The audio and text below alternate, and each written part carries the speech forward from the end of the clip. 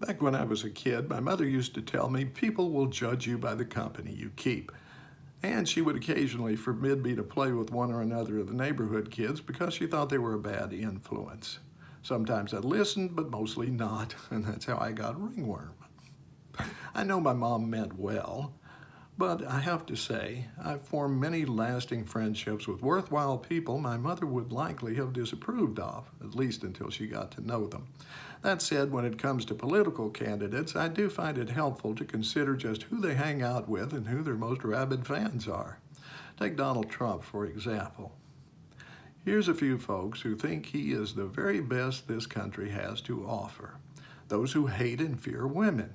During Trump's previous tenure in the Oval Office, women lost the right to govern their own bodies, and Trump-supporting misogynists were jubilant.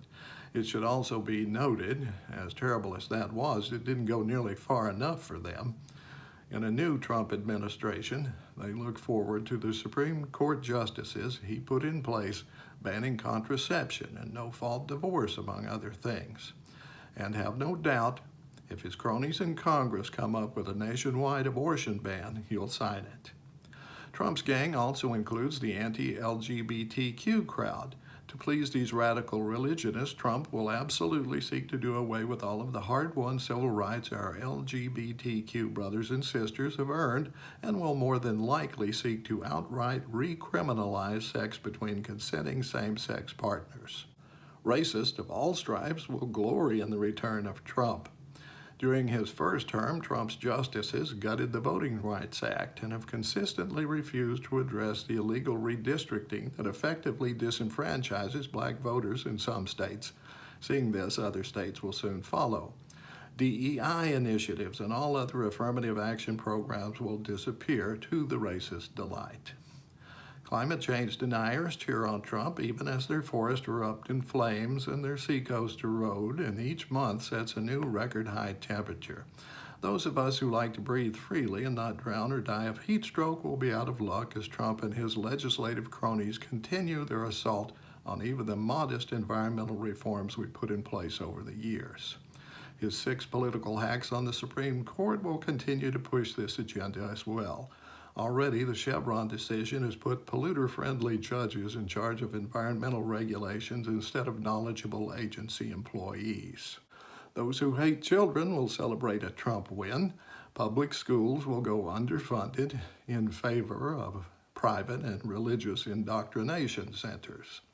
Public school libraries will be closed, more books banned or boulderized, and history revised. The teaching of solid science will give way to creationism and other educational scams. And of course, school children will continue to be offered up as human sacrifices to the NRA. Nutrition programs for children will be cut further, and child care for working mothers will go unfunded. The America First mob will dance in the streets as immigrants are demonized further, and if Trump gets his way, thousands will be rounded up and deported, including many legal citizens who will be accidentally included. Isolationists will cheer as Trump takes the U.S. out of NATO, emboldening tyrants around the world. Ukraine and Taiwan will fall while Trump stands idly by.